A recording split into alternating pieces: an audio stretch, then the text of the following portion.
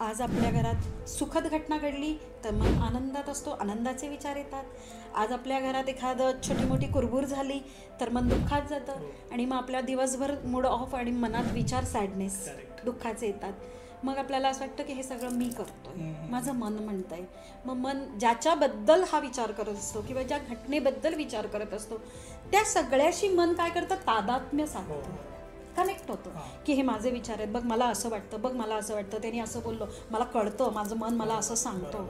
पण हेच कळत नसतं की आपलं मन आपल्याला सांगत नाही, आपल्याला फसवतं आहे. म्हणून ध्यान करणाऱ्याला सुरुवातीला यम, नियम, प्राणायाम, प्रत्याहार ह्या 4 गोष्टींना जीवनात जागा द्यावी लागते. असं आपल्याला वाटतं की आत्मा कुठेतरी एक आहे आणि तो असा एक छोटासा बिंदू आहे, प्रकाशाचा म्हणा, ज्योतीचा म्हणा, ज्या काही संकल्पना आपल्या आहेत बाहेरच्या जगातून ध्यानातून मिळालेल्या, आणि तो फक्त देहात कुठेतरी एका ठिकाणी इथे आहे आणि बाकी देह म्हणजे मी आहे असं आपल्याला वाटत असतं.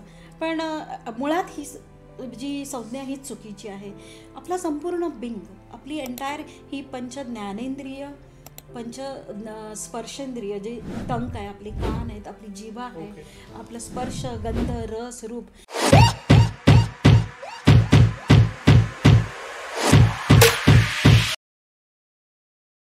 नमस्कार मित्रांनो, स्वागत आहे तुमचं अजून एका नवीन पॉडकास्टमध्ये. मागचा पॉडकास्ट तुम्ही पाहिला असेल, आध्यात्मिकवरती, ध्यानावरती आपण खूप गोष्टी केल्यात. आपण खूप साऱ्या गोष्टी डिटेलमध्ये अजून विचारूया. आज आपल्यासोबत स्नेहाताई आहेत आणि त्यांनी मागच्या पॉडकास्टमध्ये खूप सुंदर प्रकारे एक्सप्लेन केलं होतं, सर्व गोष्टी डिटेलमध्ये सांगितल्या होत्या. आजच्या पण पॉडकास्टमध्ये एका साधकाला जर ध्यानाचा उपयोग करून जर परमात्माची प्राप्ती करायची असेल तर ते काय करता येईल, आणि ध्यान करताना अडचणी येणाऱ्या ज्या असतात ते काय येतात आणि कशा अडचणी असतात, त्या सर्व आजच्या पॉडकास्टमध्ये आपण कव्हर करूया. नमस्कार ताई. नमस्कार. तर मागचा पॉडकास्ट बरेच लोकांनी पाहिला आहे आणि खूप लोक आहेत आपल्या चॅनलवरती ज्यांना ध्यानावरती प्रश्न असतात आणि त्यामध्ये साधकसुद्धा आहेत ज्यांना ध्यानामधनं परमात्माची प्राप्ती करायची. तर सर्वात आधी ना, पॉडकास्ट चालू करायच्या अगोदर ध्यानाला बसल्यावरती परमात्माचीच प्राप्ती होते का, हे जे बेसिक क्वेश्चन, म्हणजे प्रत्येक जणांचे वेगवेगळे गोल्स असतात. तर ध्यानाला बसल्यावरती परमात्माची प्राप्ती ही होते का? ध्यानाला बसल्यावर परमात्माची प्राप्ती तर होतेच, परंतु तुम्ही त्या ध्यानाची सुरुवात आणि एंड ह्याच्या मधली जी जर्नी असते तिथे जर कुठे अडकलात तर मग गोलपर्यंत जाऊच शकत नाही. जसं आपल्याला इथून मुंबईला जायचं आहे पण ट्रॅफिक खूप लागली तर त्या ट्रॅफिकला घाबरलो आणि आपण शॉर्टकट मारला आणि दुसरीकडेच गेलो, नाही आता नको, परत दुसरीकडे, मुंबईला नाही उद्या जाऊ, तर मग आपली ती जर्नी त्या दिवशीची संपली. तसं असतं की ध्यानामध्ये बसल्यावर उद्देश काय असतो, बहुतेक साधक जो वर्ग आहे, मला असं वाटतं की साधक वर्ग हा नक्कीच परमात्मा प्राप्तीसाठीच ध्यान करतो. कारण भक्त जो आहे तो भक्तीसाठी करतो, तो प्रेमाचा भुकेला असतो, त्याला त्याच्याशी कनेक्ट व्हायचं असतं, गप्पा मारायच्या असतात, बोलायचं असतं, प्रेम करायचं असतं, श्रद्धेत त्याच्या नांदत असतो तो. पण ध्यानीच्या श्रद्धेत ही परमात्मा प्राप्ती असते, गोल है ना. त्यामुळे तो ध्यानाला बसल्यावर परमात्मा प्राप्तीचाच हे करतो. पण जसं मी म्हटलं की मुंबईला जायचं आहे, ट्रॅफिक लागली, मग सोडून दिला रस्ता, तर आपण पोचू शकू का? नाही पोचणार. तसंच ध्यानात आहे. ध्यानात बसल्यावर अनेक अडचणी येत असतात ज्या आपल्याला माहीत नाही आहेत आणि मग त्यावेळेला मग साधक कंटाळतो की नक्की मी काय करू, सोडून देऊ का, मला जमत नाही का, मला कॉन्सन्ट्रेट माझं होत नाही आहे का. आणि म्हणून मग ह्या वेळेला तुम्हाला तिथे गुरु पाहिजे किंवा मार्गदर्शन हवं आहे. विदाऊट मार्गदर्शन, विदाऊट गुरु तुम्ही पुढे नाही जाऊ शकत. कारण हा खूप मोठा टास्क आहे सोपा साधा, परंतु जोपर्यंत तो कसा आहे, त्याचा पॅटर्न काय आहे, हे जोपर्यंत आपल्या लक्षात येत नाही तोपर्यंत आपण पुढे नाही जाऊ शकत. असं आहे. ध्यानाला बसल्यावरती जे विचार वगैरे येतात ह्याचं रिझन काय आहे? एक्झॅक्टली हा महत्त्वाचा प्रश्न आहे. कारण बघा की ध्यानाला बसतो म्हणजे मी काय सांगितलं, आपली सगळी एनर्जी एकत्र एकवटते आपल्या बिंगवर, आणि आपला बिंग म्हणजे आपला संपूर्ण हा देह.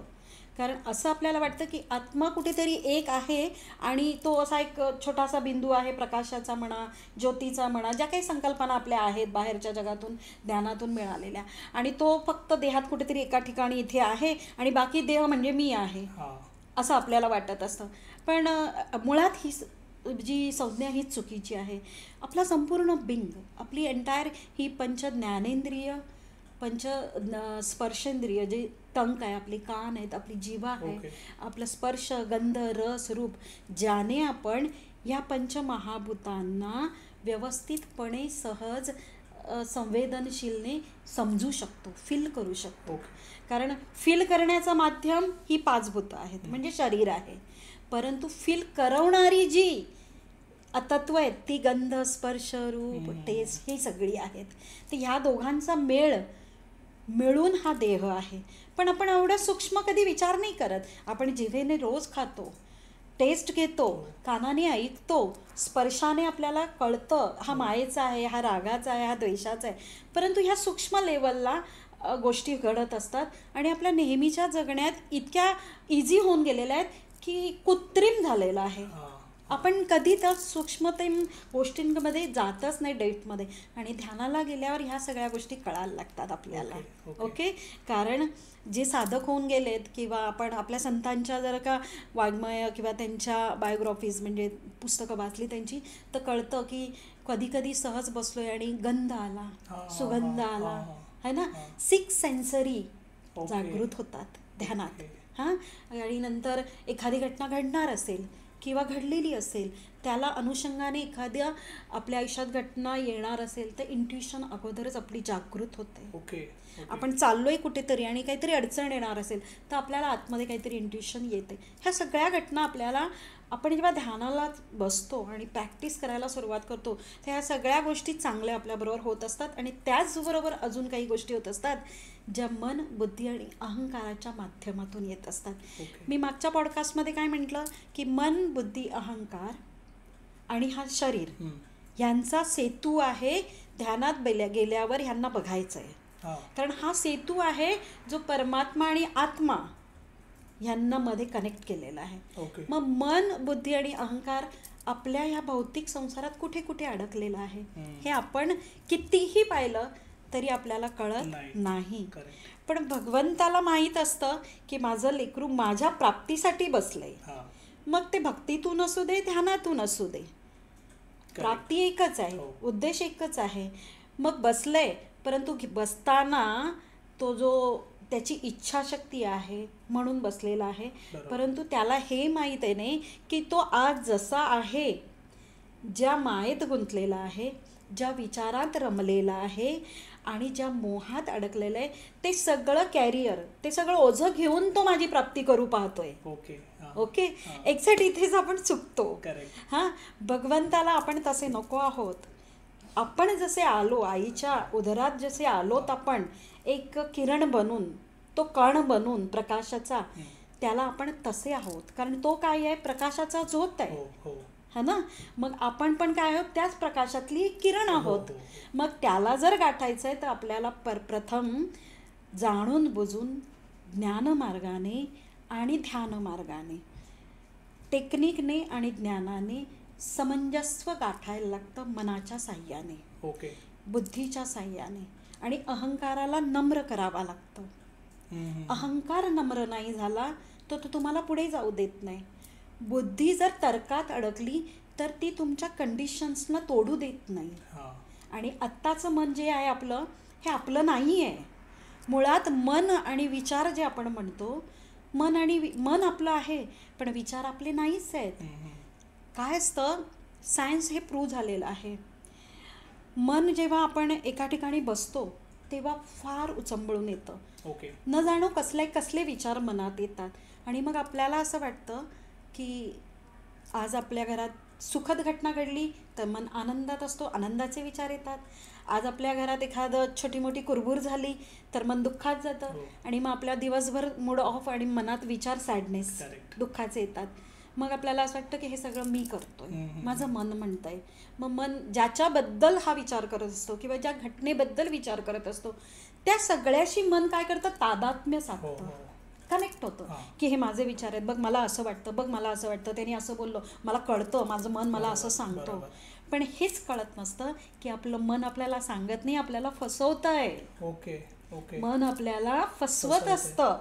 काय होतं, आज आपल्या बिंगची जी कंडिशन असते, समजा आपण सकाळी उठलो आणि आता तुझं लग्न झालंय, सपोज तुझ्या पत्नीबरोबर तुझं काहीतरी छोट्याशा गोष्टीवरून वाद झाला, तर तू दिवसभर काम करतोय, बोलतोय, बसतोय, पण जेव्हा शांत बसतोय तुझं मन त्या विचारांवर जातं, ते विचार येत राहतात, ते विचार येत राहतो, तो राग येतो, अशीच का बोलली, समजून का नाही घेतलं, अमुक तमुक जो काही विषय असेल तर दिवसभर तुझ्या मनात ते विचार चालतात, जोपर्यंत तुम्ही एकत्र पुन्हा बसत नाही आणि ते क्लिअर करत, सॉर्ट आउट करत है ना. पण मग तोपर्यंत तुला काय वाटतं एका व्यक्तीला की हे सगळे विचार माझे आहेत, चुकीचं आहे. हे विचार त्याचे नसतात, घटना घडून गेलेली असते, मोठी पण नसते फार, परंतु तुझ्या संपूर्ण बिंगची, तुझा आत्मा, मन, बुद्धी, अहंकार आणि तुझी ज्ञानेंद्रिय, स्पर्शेंद्रिय, ह्या सगळ्यांचा मिळून हा जो जोड आहे तो त्या वेळेत अटकून गेलेला असतो. आणि मन तिथे अटकलेलं असतं आणि तो जेव्हा बसतो तेव्हा पूर्ण बिंग तिथे अटकलेलं असतं. तर तू जेव्हा जिथे बसतो आणि ज्या गोष्टीत अडकलेला असतो ती एक एनर्जी फील्ड तयार होते. आणि मग तसे विचार ह्या संपूर्ण युनिवर्समधून तुझ्याकडे डाउनलोड व्हायला लागतात. म्हणजे छोटा सराईचा पर्वत होतो. त्याचं कारण की आपण त्याला ती जागा देतो, आपण तो विचार पटकन सोडत नाही, आपल्याला माहीतच नाही की आपले विचार नसतात. प्रत्येक विचारांचा एक रंग असतो.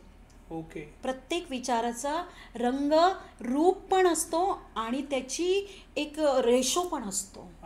जसं आता तू गाडीतून आपण चाललोय आणि एखाद्या फॉरेस्ट जंगलातून अशा ठिकाणून चाललोय जिथे FM ला कनेक्टिव्हिटी मिळत नाही, रेंज नाही मिळत, तर मग पुढे जाते गाडी तर पटकन एखादं गाणं वाजतं ना, कारण रेंज मिळाली सॅटेलाईटतून.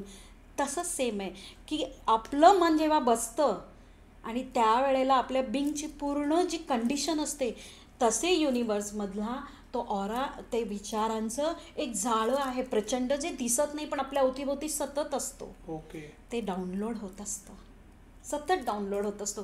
कुठलाच विचार हा आपला नसतो. चांगला, वाईट, भलं, बुरं. कधीतरी आपण असं बसलेलो असतो आणि काहीतरी करायचं असतं, आपल्याला सुचतच नसतं, पण एक सेकंदात आपल्याला आयडिया येते आणि आपण उठतो आणि त्या कामाला लागतो आणि ते काम सक्सेस होतं. मग तू 10 दिवस विचार करत होता तेव्हा का नाही आली, पण जेव्हा तुझं बिंग पूर्ण त्या विचारात घुसतं तेव्हा ते डाउनलोड होतं. चांगला असू दे किंवा वाईट असू दे, हा विचार आपला नसतो. पण मन काय म्हणतं, मन त्याचं तुझ्याशी कनेक्शन करतं की हा विचार माझा आहे, ही बुद्धिमत्ता माझी आहे, हा अहंकार माझा आहे. आणि मग काय होतं, तुझे तादात्म्य, आणि म्हणून कर्म माझं होऊन जातं. नाहीतर आपण तादात्म्य नाही साधलं. आता मी एक ध्यानी आहे, मी एक योगी आहे, मी ब्रह्मचारिणी आहे, मी आता ह्यातून पूर्ण बाहेर पडलेली आहे, तर मला माहिती आहे माझ्याकडे, मी जेव्हा बसते जीवनात, मलाही घर आहे, संसार आहे, प्रपंच आहे, तर माझ्याकडे विचार येतात तर मी त्यांना हटवते. मला माहिती आहे हे विचार माझे नाही आहेत, सो मी माझं तादात्म्य साधत नाही, त्यामुळे त्या विचारांचा माझ्यावर प्रभाव पडत नाही. मग मी जशी माझ्या बिंगमध्ये आहे, माझं बिंग जसा आहे सुंदर, प्रेमाने भरलेला, तो संपूर्ण दैवीय, तशीच या देहात नांदते मी, राहते मी, आणि म्हणून 24 तास शांत, आनंद चित्त राहू शकते. हेच साधलंय, हेच आपल्याला साधायचं असतं ध्यानातून. मन असं आडवं येतं आणि म्हणून ध्यानाला बसल्यावर मनाचा पहिल्यांदा विचार करायचा. कळालं? सर्वात पहिलं मन, की मन जे म्हणतंय त्याच्यावर विश्वास ठेवायचा नाही, कारण तो आपला नाही. मन आपलं आहे, ते इन्स्ट्रुमेंट, ती एनर्जी आपली आहे, ती ऊर्जा आहे, ती शक्ती आहे, परंतु त्या शक्तीला बळ हे संपूर्ण युनिवर्स मधून मिळत असतं. आणि आज 700 करोडपेक्षा आबादी ह्या विश्वात आहे, आणि ती लोक जशी जागृत होतात, झोपेतून जागो होतो, तसं विचारांचं काहोर पूर्ण युनिवर्समध्ये एवढे तरंग जाणार कुठून? ही एनर्जी आहे, ध्वनी आहे, आणि तो संपूर्ण फिरतोय. मग तुम्ही ज्या अवस्थेत जिथे बसाल तसे डाउनलोड व्हायला तुमचे विचार होतात. आत्महत्या कशी होते? आत्महत्या करणाऱ्याला त्रास असतो, दुःख असतो, पण त्याची करण्याची इच्छा नसते, तो करण्याच्या तयारीत पण असतो, पण कधीच कोणाला वाटत नाही की मी उडी मारावी, मी जाळून घ्यावं, की मी विष व्हावं, नाही. पण त्या विचारांनी त्याला इतकं प्रवृत्त करून टाकतो की त्याच्या हातून ती घटना घडते. कुठलीच घटना ही आपल्या विचारांनी होत नसते. म्हणून आजपासून साधकांना माझं एक नम्र हे आहे की विचार आला की शांत बसा आणि त्या विचारांशी स्वतःचं कनेक्शन कट करून टाका की हा विचार माझा नाही आहे. घडलेली घटना, घडलेलं आयुष्य हे निघून गेलेलं आहे, तो काळ निघून गेलेला आहे. त्याच्यामध्ये माझं मन चटरपटर आणि मी फसली जाते.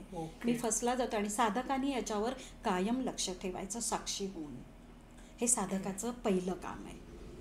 म्हणजे हे जर मी पण ध्यानाला बसतोय हां. आणि माझ्या पण मनात असे जर विचार येत आहेत, तर मी ह्या विचारांना जर अशा दृष्टिकोनाने पाहिलं की हे माझे नाही आहेत आणि मग हे इझिली जाऊ शकतात. येस, मी काय सांगितलंय, ज्याला आपण ऍक्सेप्ट करतो त्याच्याशी कनेक्शन घट्ट होत जातं, आणि ज्याला आपण डिनाय करतो ते आपल्याला सोडून जातं.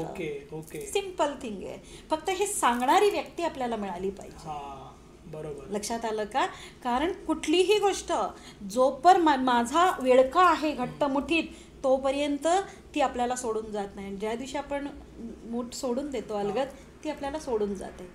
असं आहे. मग विचारही तसेच आहेत. खरंच कुठला विचार आपला नसतो, आपल्याला विचार येतात. एक ध्यानी जेव्हा जीवन जगतो, एक योगी जेव्हा जीवन जगतो, तेव्हा गरजेपुरता जेवढा विचार करायचा तेवढाच करतो, आणि तोही विचार करून तो युनिव्हर्समध्ये म्हणजे भगवंताकडे सुपूर्त करतो. की होणार असेल तर होऊ दे, नसेल होणार तरी नो, त्यातून काहीतरी अजून चांगलं होईल. असं आहे. तर हे ज्ञान आपल्याला आपल्या जीवनात आणावं लागतं. ध्यान, ज्ञान आणि मधलं सजगता, मन, ऊर्जा, तुमची ऊर्जा. कारण आपल्या आतमध्ये ऊर्जा काम करते. कुणीतरी उठतंय आणि धक्का देतोय आणि तुम्हाला जबरदस्तीने करायला लावतो का? नाही. तुमच्या आयुष्यात घडणारी प्रत्येक घटना ही तुमच्या आतमध्ये साठत गेलेल्या ऊर्जेचा एक धक्का असतो, आणि तो तुम्हाला करायला प्रवृत्त करतो. मग तो कधी अहंकाराचा धक्का असतो, कधी विचारांचा धक्का असतो, तर कधी कधी तुमच्या तार्किक बुद्धिमत्तेचा धक्का असतो. बुद्धी पण काय आहे? विचारांची, आपल्या तर्कांचा एक साठलेला संच, उष्मा, एक एनर्जी. मन पण विचारांची साठलेली एक ऊर्जा, आणि अहंकार पण फार मोठा ऊर्जेचा स्रोत आहे. या तिन्ही गोष्टीतून आपण जीवन जगत असतो. लक्षात आलं? फार सूक्ष्म गोष्टी आहेत, आणि एका ध्यानीला याचं ज्ञान घ्यावं लागतं. कारण संसार करत आहोत, हे जीवन एक रंगमंच आहोत. या रंगमंचावर प्रत्येकाला एक कॅरेक्टर दिलेलं आहे, आणि ते त्याला निभवायचं आहे. आणि ते निभवताना सुख दुःख, चांगलं वाईट, भलं बुरं, ज्या परिभाषा आपण बनवलेल्या आहेत त्याच्यामध्ये आपण अडकतो, आणि अडकल्यामुळे आपलं कॅरेक्टर आपण परफेक्ट निभावत नाही. है ना? कारण आपण काय होतं, बिंग म्हणून बाजूला राहतो, आणि नाम, रूप आणि अहंकाराने पुढे येतो, आणि ते जगत असतो. आणि त्याच्यात मग विचार, बुद्धी तर्कात टाकत असते. सो प्रत्येक आयुष्यात आपल्या होणारी घटना, एखाद्याला मारण्याचा विषय, एखाद्यावर प्रेम करण्याचा विषय, एखाद्याला अपमान करण्याची गोष्ट, एखादं मोठं कार्य करण्याची गोष्ट, ही सगळी आपण करतच नसतो. आपल्या आतील ऊर्जा आपल्याकडून धक्का देऊन करत असतात. काहीच नाही. म्हणजे आपण बोलतो ना की पान पडलं तरी भगवंताच्या, पण भगवंत दिसत नाही, त्यामुळे माणूस बोलतो पण ऍक्सेप्ट करत नाही. त्याला वाटतं मी करतोय, भगवंत कुठे साक्षात येतोय, करतोय. पण भगवंताची काम करण्याची पद्धत, त्याची क्रियाच माहिती नाही आपल्याला. आणि ज्यांना कोणाला माहीत पडली, ती शास्त्रात लिपिबद्ध केली गेली, परंतु ती आपल्यापर्यंत आली नाही. बरेचसे शास्त्र आपले लुप्त केले गेले. लक्षात आलं? फक्त काय केलं की जसं 500-800 हजार वर्षापूर्वी जेव्हा हे सगळं कळलं की प्रत्येकजण इनलाईट होऊ शकतो, प्रत्येकजण गुरु होऊ शकतो, तेव्हा त्या काळातल्या काही लोकांनी धर्माच्या पंडितांनी किंवा धर्म जे ज्यांच्या हातात होतं त्या लोकांनी बऱ्याचशा गोष्टी आपल्याला न मिळाव्यात म्हणून ते संपुष्टात आणून टाकल्या. पिंडच आपला पूर्णपणे दैवी आहे, आणि जीवनच आध्यात्मिक आहे, आणि जगताना ते तसंच होतं. देवता तशा होत्या म्हणून त्यांना देवता म्हटलं गेलं, आणि आजही आपण त्यांचेच अंशज आहोत. कळतं का? पण आपण फक्त ऋषी मुनींचे वंशज म्हणून ओळखतो, पण ऋषी मनू पण कोणाचे तरी वंशज होते ना. मग ती जी पिढी, पूर्वीची सतयुगातली पिढी आहे, ती आपण विसरून गेलोय. म्हणून आपण देवतांना कोणतरी वेगळं एंटिटी, आणि आपण एक सामान्य बिलकुल काही माहीत नसलेलं अज्ञानी असं समजतो. नाही, अज्ञानी नाही होत. ज्ञान आपल्या पिंडात कसून कसून भरलेलं आहे. लक्षात आलं का? फक्त तीव्र इच्छा. एक साधक बघ, एक साधक असतो तो नेहमी शोधत असतो की त्याला ग्रंथातून काय मिळेल, सद्गुरूंकडून कुठल्या एखाद्या चांगलं काही मिळेल, एखाद्या पुस्तकातून काही मिळेल, ज्ञानातून काही मिळेल, एखाद्या सत्संगातून काही मिळेल. तो शोधत असतो. मग तो शोधत असतो म्हणजे कोण शोधत असतो? आतला पिंड. आपणच जे असतो. आपणच तो शोधत असतो आणि मग तो शोधता शोधता हळूहळू भक्ती करत करत ज्ञान घेत घेत साधनेकडे वळतो.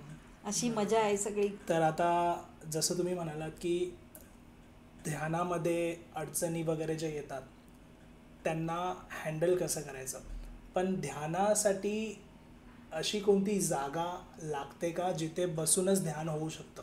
अशी जागा लागत नाही खरं तर, पण माझं असं मत आहे, माझा अनुभव आहे की आपलं घर हे सुंदर असतं, स्वच्छ असतं आणि त्यातला एखादा कोपरा तर खूपच एनर्जेटिक असतो, हां. जिथे देवघर असतं किंवा जिथून प्रकाश येतो, छानपैकी वारा येतोय, सूर्य येतोय, सगळं.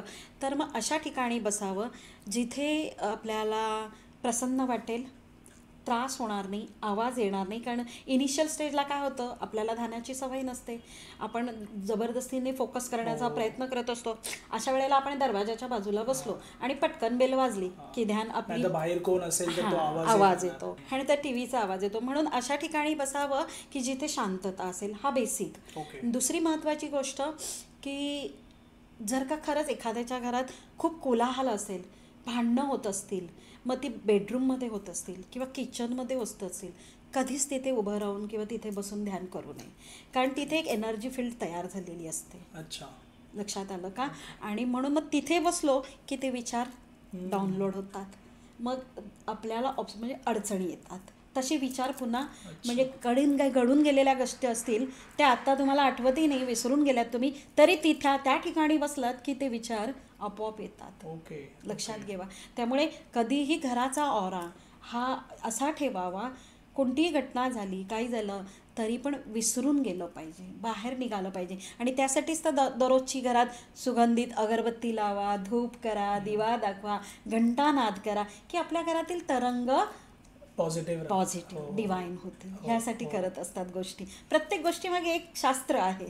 आलं तर मग असं कुठेही बसता येईल. पण साधक जर असेल तर साधकांनी आपली एक जागा निवडावी, आपलं एक आसन निवडावं आणि 2-3 वेळा घरातली जागा थोडीशी चेंज करून बघावी की त्याला कळेल की इथे बसलो तर मन माझं 40% लागतंय, पण ह्या साईडला बसलो तर मला 80% खूप छान रिझल्ट येतो. तर घराचा असा एक कोपरा असतो जिथे खूप पॉझिटिव्ह वातावरण असतं. अच्छा. हां, तर तो एक प्रयत्न करावा. पण जर तुमच्या घरात खूप छानच वातावरण आहे, सगळीकडे व्यवस्थित आहे, तर मग कुठेही बसा. आणि शक्यतो बसताना पद्मासनात बसलात तर उत्तम. म्हणजे आता तुझ्या वयाची मुलं असतील, मुली असतील तर ते पद्मासनात बसू शकतात. योगाचा अभ्यास असेल तर पद्मासन म्हणजे मांडी दुखणार नाही, गुडघे दुखणार नाही. पण जरा वयस्कर असतील तर त्यांना पद्मासनात नसेल बसता येत तर साधी मांडी घाला. फक्त डावा जो आपली टाच आहे ती आपल्या गुद्वाराला, आपल्या योनी मार्गाला, आपल्या लिंग मार्गाजवळ ही टाच आहे जी आपली टेकली गेली पाहिजे. ओके. अशी मांडी घाला आणि मग उजवी मांडी तुम्ही सहज घाला. पद्मासनात नका बसू, पण डावा पाय जवळ घ्या. हां, कुंडलिनी शक्तीकडे गेला पाहिजे तो. त्याचं एक कारण आहे शास्त्रीय. तसं बसण्याचा प्रयत्न करा. आसन आपलं ठेवा, झाल्यानंतर आसन उचलून ठेवा, त्याच्यावर दुसरं कोणाला बसू देऊ नका. म्हणजे सेपरेट ठेवा. कारण प्रत्येकाचा एक ऑरा आहे, प्रत्येकाची एक विचारांची तरंग आहेत, त्याच्यावर त्यांना बसू देऊ नका. मग ती पुन्हा लागली जातात. शक्यतो तुमचे कपडे कमीत कमी इतरांना वापरायला द्या. म्हणजे घरात आपण मुलाला देतो, मिसेसला देतो, टी शर्ट्स अमुक तमुक असं, तर शक्य होतं. किंवा मग ध्यानाला बसताना तुम्ही सुटसुटीत लूज व्हाईट कपडे घाला. शक्यतो व्हाईट कपडे घातलात आणि सुती घाला शक्यतो, आणि लूज जरा, जेवढं लूज. पूर्वीची लोक म्हणजे आता शक्य नाही आहे, फार एखाद दुसऱ्या वस्त्रावर बसून ध्यान करायचे. म्हणजे संपूर्ण अंग उघडं आणि फक्त आपल्या रिप्रोडक्टिव्ह ऑर्गन पुरता कपडे घालायचे. तर त्याचं कारण आहे कसं की शरीर आहे, शरीराच्या माध्यमाने आपल्याला अनुभूती करायची आहे. पण हा शरीर काय झालं आहे सध्या इतका मटेरियलिस्टिक झालेला आहे की आपल्यालाच आपल्या शरीराच्या संवेदना उरलेल्या नाही आहेत. है ना. आणि आपल्याला अतिसूक्ष्म संवेदनशील अशी त्या परमात्म्याची अनुभूती हवी आहे. तर मग ह्या देहाला त्यासाठी तयार करायचं आहे आपल्याला. ध्यानाच्या माध्यमातून बऱ्याच गोष्टी तयार करायच्या असतात आपल्याला. आणि म्हणून मग शक्य तेवढं आपल्याला आता आपण झाडा जंगलात नाही जाणार आहोत, घरात राहून चार चौघात बसायचं आहे, तर मग लूज कपडे घाला शक्य तेवढे. आणि व्हाईट घातलं तर उत्तम. नाही मिळाला तर कोणताही कलर घाला, पण प्लेन कलर घाला आणि बसा. दुसरी एक गोष्ट महत्त्वाची आहे की एक वेळ नियमित ठेवा.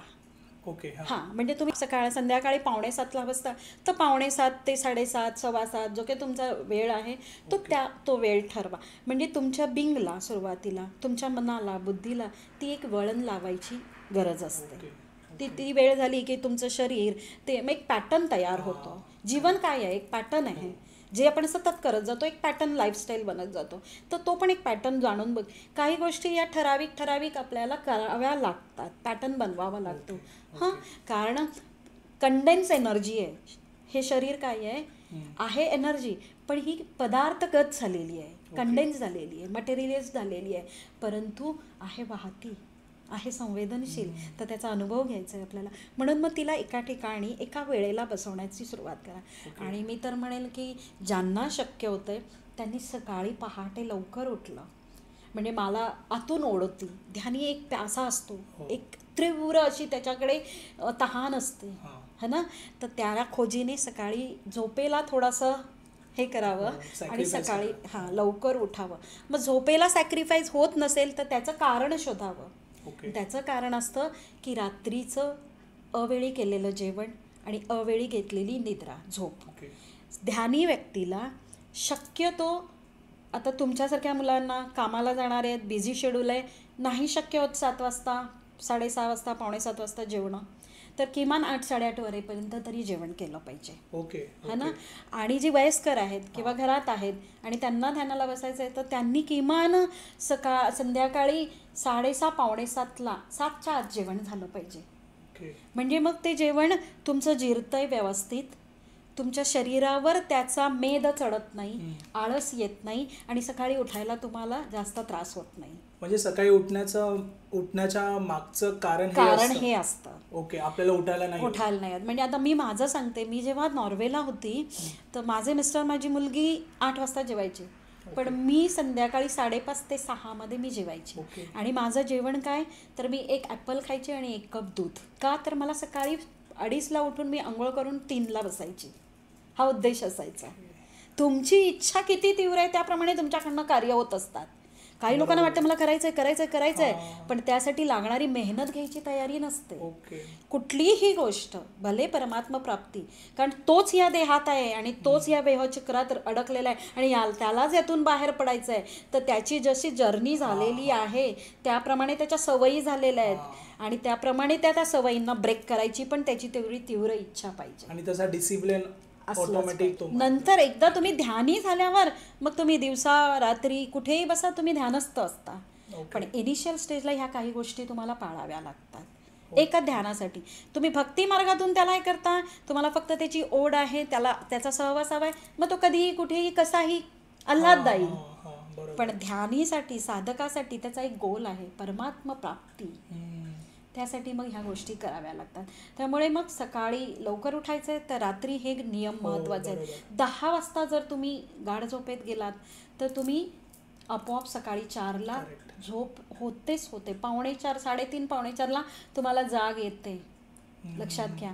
आणि मग दिवसभर तुम्ही काय करताय काय नाही ह्याचा तुम्हाला अजिबात त्याचा त्रास होत नाही. पण तुम्ही दिवसभर कष्ट करताय आणि रात्री 10 वाजेपर्यंत तुम्ही जेवण करताय आणि मग जेवताना पण तुम्ही इतकं जेवताय पोटभर की दिवसभर खाल्लेलं नसतं, टिफिनमध्ये जे मिळतं तेवढंच. तर मग रात्री जेवण पण आपल्याकडे काय झालं आहे, भारतीय संस्कृती होती वेगळी आणि झाली आहे उलट. आता आपण दिवसा इंडियामध्ये राहून US फॉलो करतोय असं झालेलं आहे. त्यामुळे आपण रात्री 11, 12, 1 काय आपली दिवस झालेला आहे आणि रात्रीचं जेवण खूप करतो आपल्याकडे. पोटभर जेवा, इतकं जेवतात की डकार येईपर्यंत, डकार येऊन म्हणजे ढेकर आला तरीही दुसरा ढेकर येतोय, तिसरा ढेकर होतोय तरी लोक जेवतायत आणि मग इतकं तुडुंब भरतं, मग जळजळ होते, सगळं होतं आहे. आणि मग सकाळी तुम्ही उठायला बघता नाही, 4 वेळा अलार्म वाजेल, तुम्ही बंद कराल आणि झोपाल. ह्या सगळ्या अडचणी येतात इनिशियल स्टेजला. आणि तुम्ही म्हणालात की तुम्ही 3 वाजता ध्यानाला हो. बसायचे. तसा कोणता वेळ आहे का जो आपण कनेक्ट होऊ शकतो लवकर? ऑफकोर्स आहे. काय टाइम आहे तो? हां, कसं आहे, 3ला तुम्ही उठलात, 3 ते 3:30 तुम्ही उठलात, कारण सुरुवातीला काय होतं की आपण 3ला जरी उठलो तरी झोपेचा तो वेळ असतो, त्याला आपण साखर झोप म्हणतो. हो, हो, हो. तर त्यावेळेला मग नुसतंच उठलो आणि बसलो ना तर कदाचित पुन्हा डुलका लागण्याचा हो, बरोबर. संभावना असते. म्हणून मग मी 3ला का उठायची की मी उठून थोडं वॉशरूममध्ये जाऊन शॉवर घ्यायची, ते एक 15-20 मिनटं जायचे आणि मग मी ध्यानाला बसायची. 3:30 ते 4:30 ही वेळ ब्रह्ममुहूर्ताची आहे. हां. तसं जर 2:45 पण 2:45 नको सुरुवातीला, कारण तो एक वेगळा ऊर्जेचा स्रोत असतो. हां, आपण बोलतो 12 ते 2-3 हां, तो टाइम जो असतो. प्रत्येक एनर्जीचा एक वेगळा स्रोत असतो, वेळ ओके, असते. ओके. तर 3:30 ते 4:30 ही ब्रह्ममुहूर्त म्हटलेला आहे. त्यावेळेला जनमानस सगळा झोपलेला असतो आणि कॉस्मिक ऊर्जा जी असते ती प्रचंड प्रमाणात आपलं कार्य करत असते. त्यावेळेला तुम्ही उठलात आणि बसलात आणि त्यातल्या त्यात जर नवीन साधक आहे आणि त्यांनी अंघोळ करून जर बसला ना तो तर एकदम फ्रेश असतो. हां. मग झोप लागायचं पण टेन्शन नसतं. मग ती जी ऊर्जा आहे ना इतकी पटकन कनेक्ट होते. तुम्हाला जे साध्य 10 वर्षांनी करायचं आहे ते कदाचित 5 वर्षात, 7 वर्षात, 4 वर्षात पण होतं. ओके. एवढा फरक पडतो. ब्रह्ममुहूर्ताला सगळ्या विचारांच्या लहरी शांत असतात. करेक्ट. फक्त कॉस्मिक एनर्जी आहे ती तिचं काम करत असते. आपण झोपतो, वृक्ष वेली सगळे झोपलेले असतात. माणसं 6 नंतर 5 नंतर उठतात, पण वृक्षवेली 4 नंतर जागृत हो, होतात. हो. पक्षी 3:30 पावणे 4 नंतर जागृत जागृत होतात. होतात. चिवचिव येते ना. का? कारण त्यांचं जे आजही संधान आहे, कनेक्टिव्हिटी आहे, ती कॉस्मिक एनर्जीची आहे. ओके. पण मनुष्य मनबुद्धीचं स्वातंत्र्य मिळाल्यामुळे कसंही जगतोय. आणि त्यांचा पण टाइम आपण जर पाहिला तर ते 6-6:30 नंतर हो, शांत होऊन जातात. शांत. 6:30 नंतर एकही पक्षी चोचीमध्ये दाना दिसणार नाही. बरोबर आहे. लक्षात घ्या. गाई, गुरं, बैल रवंत करत राहतील घेतलेलं, परंतु पुन्हा ते खाणार नाहीत 6-7 तुम्ही जो नंतर. आता वेळ म्हणालात ना, जेव्हा हां. ते रिलेट केलं तर ते पशु आता पक्षी बघा जगतायत ना, तसे. हो. त्यांना मनबुद्धी नाही म्हणतो आपण, परंतु ते निसर्गाशी किती कनेक्ट हो, आहे, हो. डिवाइन एनर्जीशी किती कनेक्ट आहेत, कारण त्यांच्यामध्ये असणारा आत्माही तोच आहे. करेक्ट. पण ते कनेक्ट आहेत. पण आपल्याला मनबुद्धीचं स्वातंत्र्य दिल्यामुळे आपण आपली कनेक्टिव्हिटी फार वेगळी करून टाकलेली. आपणच आपल्या सगळ्या गोष्टीपासून दूर झालो आहे, आत्म्यापासून. लक्षात आलं का? तर ती वेळ फार महत्त्वाची असते. असं म्हटलं जातं आपल्या शास्त्रात की त्यावेळेला देवता धर्तीवर असतात, त्यावेळेला त्यांचं स्नान चालतं, त्यावेळेला त्यांचं सगळे दिव्य कार्य चाललेले असतात. आणि देवता म्हणजे प्रत्यक्ष देवता म्हणजे वरुण देवता आहे. 33 कोटी देव म्हणजे काय फक्त देव नाही, त्यांची वेगळी एक वेगळा एक हे आहे, तो भागच निराळा आहे. त्याच्यात आता जाणार नाही होत आपण. परंतु प्रत्येकाचं कार्य हे पहाटे 3 नंतर चालू होतं. आणि त्यावेळेला आपण कोण आहोत? आपला हा माध्यम शरीर आहे. हे पण कंडेन्स एनर्जी, ती पण त्याचीच आहे. हे एका रजकणापासून बनलेलं आहे. मग तो रजकण जेव्हा स्फटित होतो तेव्हाही शरीर बनतो. बरोबर. तो जर फुटला नाही गेला, त्याचं मिलन नाही झालं तर आपण देह तयार होईल का? नाही. म्हणजे मग तो पण एका लहरीतूनच तयार झालेला आहे ना. लक्षात आलं का? तो कण जो आहे तो, मग ते समजून घेतलं पाहिजे की जेव्हा कॉस्मिक एनर्जी प्रचंड प्रमाणात पृथ्वीवर, सर्व सृष्टीवर, सर्व विश्वामध्ये आपलं सर्व योगदान देत आहे त्याच्याच लेकरांना हवं असल्यासाठी, ती आदिशक्ती आहे. ती झाडं, फुलं, पुष्प, पाणी, जलचर, भूचर, जीव सगळ्यांना जे हवं आहे ते देत असते. त्यावेळेला तुम्ही उठलात आणि जाणून बुजून जर तिच्याशी कनेक्ट झालात आणि आपले विचार तिथे टाकलेत तर ते लगेच कनेक्ट होतात आणि फलश्रुती ताबडतोब मिळते. ओके. असं त्याचं महात्म्य आहे. फक्त आपल्याला तेवढी मेहनत घ्यायला हवी आहे. बरोबर आहे. असं आहे. आणि त्यासाठी हे नियम. म्हणून ध्यान करणाऱ्याला सुरुवातीला यम, नियम, प्राणायाम, प्रत्याहार ह्या 4 गोष्टींना जीवनात जागा द्यावी लागते. ओके. यम नियम पाळावेच लागतात, जे गरजेचे आहेत. नियमाने करावंच लागतं. एक यम ठरवावे लागतात, नियम पाळावे लागतात. प्रत्याहार म्हणजे त्याच्यासाठी आहारावर जे काही गरजेचं आहे त्या सगळ्या गोष्टी कराव्या लागतात. लक्षात आलं? आणि मग प्राणायाम, श्वासाला मोकळं करावं लागतं. श्वासाच्या माध्यमाने एक रहस्य खुललं जातं. श्वास आपल्याला वाटतं की श्वास आपण किती बघ ना, मी म्हणजे श्वास येतोय जातोय आणि आपण जगतोय, पण आपण त्याला इतकं सहज घेतलेलं आहे. कधी कुतूहल वाटतच नाही ना. कधी या देहाचं कुतूहल वाटलंय ना, आपल्या कधी आवाजाचं कुतूहल वाटलंय ना, ह्या श्वासाचं कधी कुतूहल वाटलंय. ह्या कानाने ऐकतो पण ह्या ध्वनीचं कधी कुतूहल नाही वाटलंय आपल्याला. स्पर्श करतो मायेचा, प्रेमाचा, किती छान वाटतं, त्याच्यासाठी तळमळतो आपण, पण त्याचं कधी कुतूहलच नाही वाटलेलं आहे आपल्याला. कधी आपण आश्चर्य चकित होऊन त्या परमेश्वराच्या ह्या कलेला पाहतच नाही आहोत. पण एक ध्यानी त्याला जेव्हा ती अनुभूती यायला लागते तेव्हा हे कुतूहल जागृत व्हायला लागतं. या सगळ्या गोष्टींचा विचार यायला लागतात की हे माझं नाहीये, हे असतं माझं तर मी असं दिलं असतं ना, सगळ्यांना वाटलं असतं ना, पण मी स्वार्थी आहे, मी माझ्याच मुलीला कोंजारते, मी माझ्याच नवऱ्याचा विचार करते. हे बाहेरच्या जगात ना, पण ते फार फार रहस्य आहे रे बाळा, फार रहस्य आहे. आणि हे रहस्य ती डिवाइन एनर्जी करत आहे आपल्यासोबत, आपण नाही करत आहोत. आपलं काहीच नाही आहे. उलट आपण त्याची म्हणजे शतशः आभार, कोटी कोटी प्रणाम की तू मला हे दिलं ह्या जन्मात. हा शेवटचा जन्म, मुक्त झाली, हीच तर जीवनमुक्ती. मग की कळालं आपल्याला, सगळं ज्ञान कळालं, ते अनुभवलं, तू काय आहेस हे पाहिलं, आणि तू माझ्यात मी कसा आहे हे मी पाहिलं, आणि तुझी काम करण्याची आणि माझी आपण आता एकत्र आलो, इतकं ते सुंदर वाटतं. मग गुजबम पाहिले तसे. खूप छान आहे तो अनुभव, खूप छान आहे. प्रत्येकाने करावं, कारण आपण आहोतच ते, आणि ते अनुभवण्यासाठी तर आपण आलेलो आहोत ना. जीवनाचा उद्देश काय, जीवन काय आहे मला सांग. तुला माहिती आहे का जीवन काय आहे? माझ्यासाठी आता सध्या तरी आपण जसं मटेरियलिस्टिक लाईफमध्येच आहे आपण, बरोबर, आणि मॅक्सिमम म्हणजे जास्त लोकांचे विचार तिथपर्यंत थांबतात. त्याच्या पुढे हा जो मेन फेज आहे ध्यानापासून जो स्टार्ट होतो, खूप कमी लोक जातात. आणि मी आता जस्ट इथे पाय ठेवतोय, अजून ठेवला पण नाहीये. तर माझ्यासाठी अजून जीवन तर हँडलिंग मटेरियलिस्टिक लाईफ प्लस ध्यान, थोडं आध्यात्मिकता, म्हणजे असं आता सध्या आहे. नाही, नक्की आहे, तुझं पिंड आहे 101%. कसं असतं, जीवनाचा उद्देशच माहिती नाही. उद्देश सोडा, जीवन काय आहे हेच माहिती नाही आपल्याला. लक्षात येतं का? जीवन काय आहे हे जोपर्यंत कळत नाही आहे तोपर्यंत ध्यानाची गरज मला आहे का, मला माझ्यात फोकस व्हायची गरज आहे का, मला मेडिटेशन करायचं आहे शांतीसाठी, आनंद मिळवण्यासाठी, पीससाठी, की मला मेडिटेटिव्हनेस लाईफच हवं आहे, हे सुद्धा आपल्याला अजून माहिती नाही आहे. आपले ऋषी मुनी देवता हे ध्यान नव्हते करत, तर ते ध्यान पूर्ण जीवन जगत होते.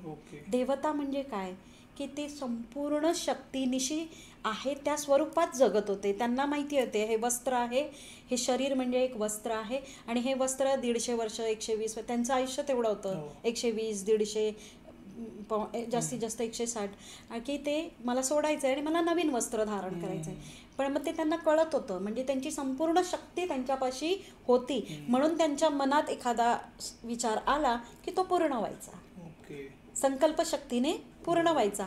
आजही आपण एखादा गोष्ट मनात आली की करतो, ती आहे आपल्यात, कारण आपण तेच आहोत. परंतु आपण आपली शक्तीचा काय केलाय, ऱ्हास केलाय. का ऱ्हास झालाय? कारण जीवन काय आहे माहीत नाही.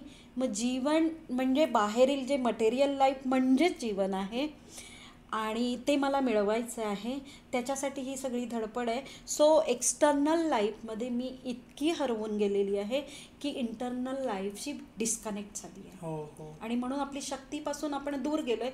त्यामुळे मेहनत करून, गदा मेहनत करून घड्याळाच्या काटाप्रमाणे आपण जगतोय आणि आपल्या सगळ्या गोष्टी फुलफिल करण्याचा प्रयत्न करतोय.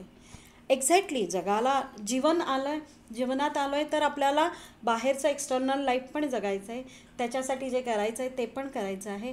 परंतु इंटरनल लाईफशी, इंटरनल स्त्रोतशी जर का आपण कनेक्ट झालो तर बाहेर आज जे एफर्ट्स टाकतोय ते कमीत कमी एफर्ट्स टाकून होतील.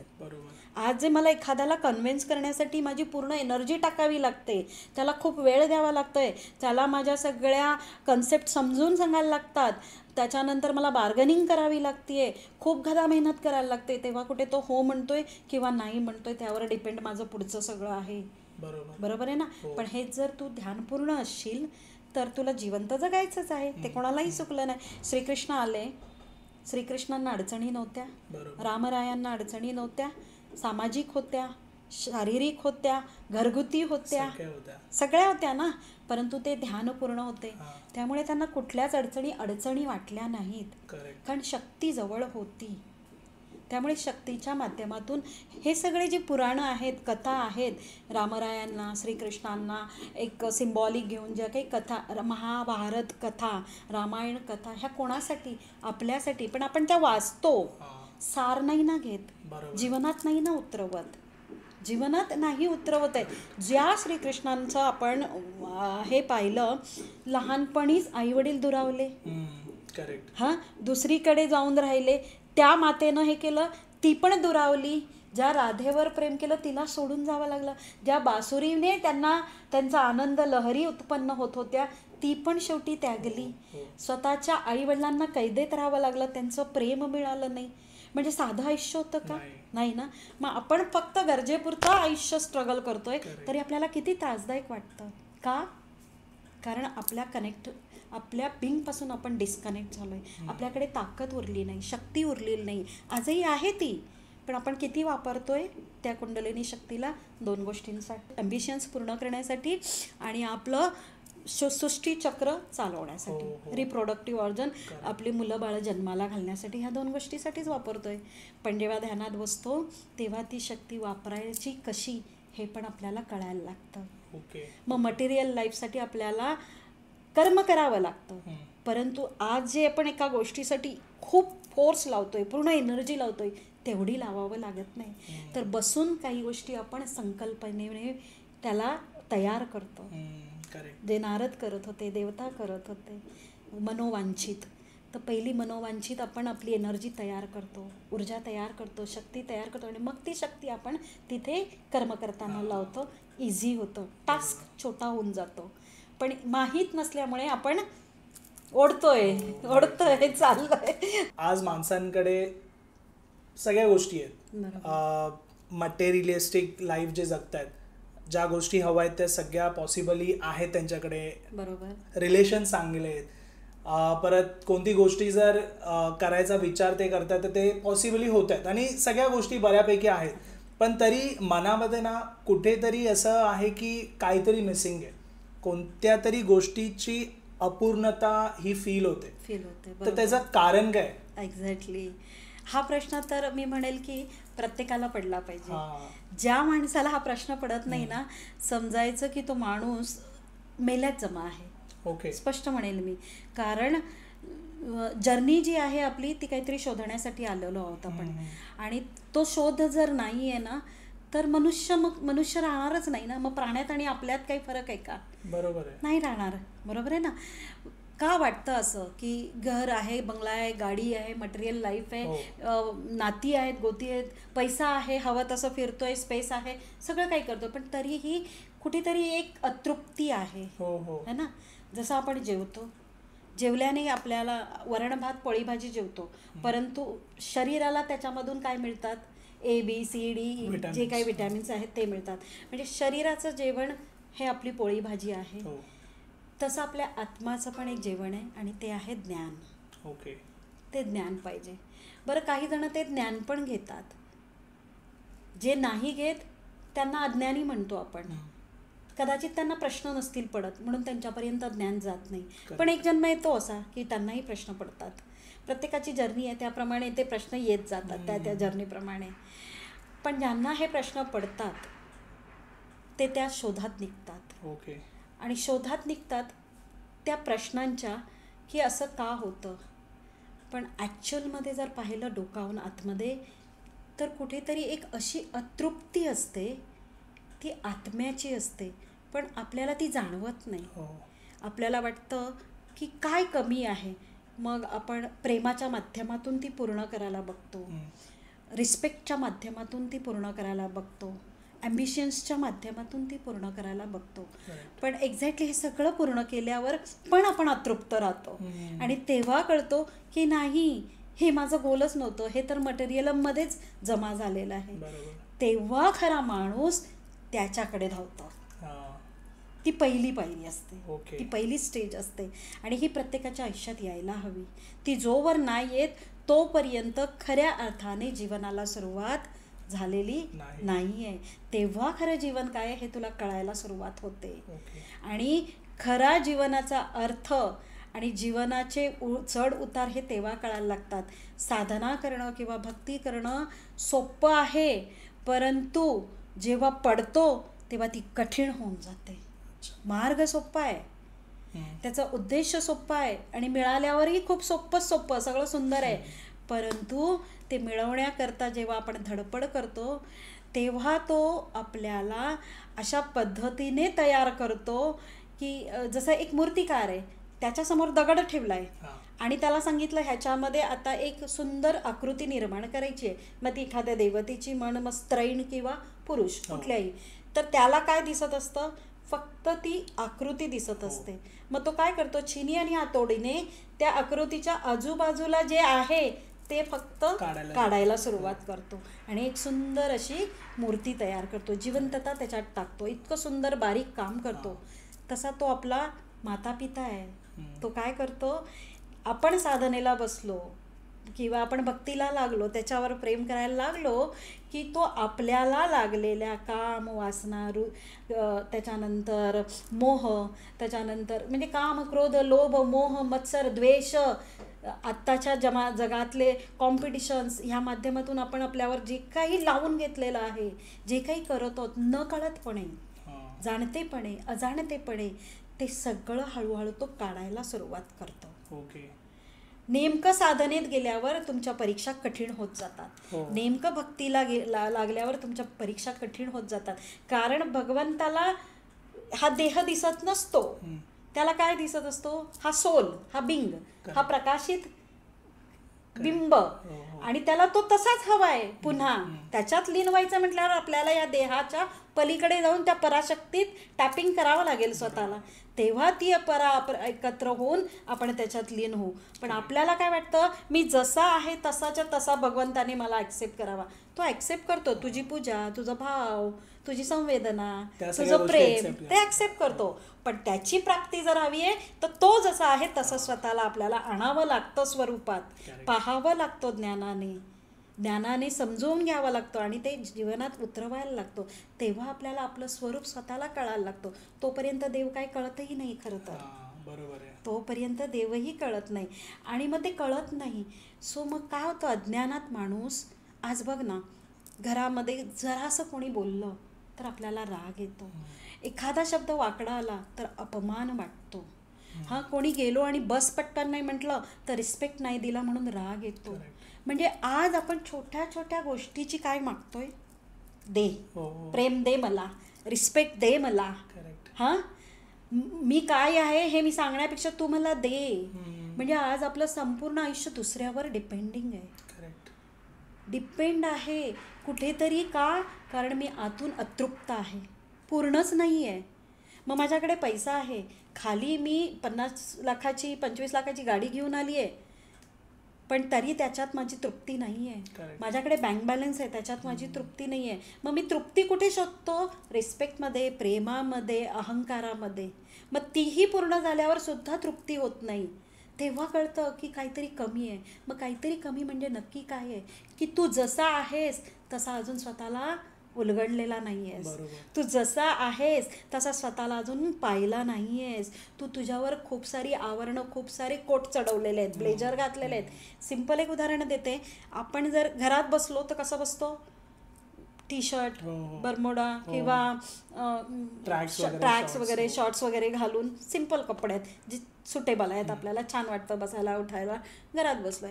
पण तेच आपल्याला एखाद्या फंक्शनमध्ये जायचं असेल तर आपण ब्लेझर घालतो, नटापटा करतो, मेकअप, अमुक तमुक, आणि मग आपण जेव्हा बाहेर पडतो त्यावेळेला आपला चाल, आपली रुबाब, आपलं बोलणं, आपलं चालणं किती चेंज होतं. बिकॉज ऑफ एकावर एक बहुत सारे मुखवटे. पहिलं नाव, मग पोझिशन, मग पद, मग आपलं पॅकेज, मग आपण कुठल्या गाडीतून गेलो, मग अंगा खांद्यावर काय घातलंय, काय नाही, काय ब्रँड वापरतो, त्याप्रमाणे आपली चाल, बोल आणि मग आपला रुबाब असतो. हे सगळं आपण घालून जोवर आपण फंक्शनमध्ये आहोत 2 तास, 4 तास, 8 तास, तेव्हा काय आपला एक वेगळाच हे असतो, है ना. पण जसं आपण फंक्शन पूर्ण करतो आणि घरी येतो आणि कोट काढून ठेवतो, घड्याळ काढून ठेवतो, दागिने काढून ठेवतो, सगळं आणि पूर्ण घरातल्या कपड्यात येतो, तेव्हा किती हायसं वाटतं, किती हायसं वाटतं ना. का?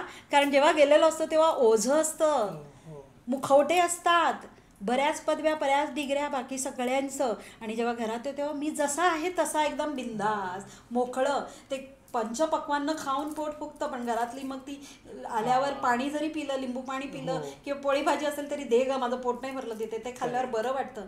म्हणजे सांगायचं तात्पर्य की मूळ स्वरूप जे आहे, जोवर त्यातच टॅपिंग करत नाही आपण, ते समजत नाही, ते ओळखत नाही, ते जाणत नाही जोपर्यंत ज्या जन्मात, तोपर्यंत अतृप्तही राहणार. राईट. कळालं? एक जन्म असा येतो की ज्ञानाच्या मार्गाने, ध्यानाच्या मार्गाने, प्रेमाच्या मार्गाने किंवा भक्तीच्या मार्गाने, चारीपैकी कोणत्याही मार्गाने तुम्हाला तुमच्यामध्ये स्त्रोतमध्ये उतरावं लागतं, पाहावं लागतं, ओळखावं लागतं आणि त्याच्याशी कनेक्ट झालात की आपोआप तुमची तृप्ती भागते. बरोबर आहे. आणि तृप्ती भागली की आजूबाजूचं फक्त नाम मात्र राहतं. मग ते किती मोठं अवडंबर असू दे, ते छोटं होऊन जातं.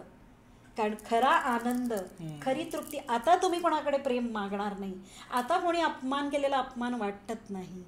म्हणून तर साधू संतांना कधी अपमान वाटत नाही, त्यांना अंगाखांद्यावर असो नसो काहीच वाटत नाही. इवन हा देह नग्न आहे की याच्यावर कपडा आहे, काहीच फरक पडत नाही.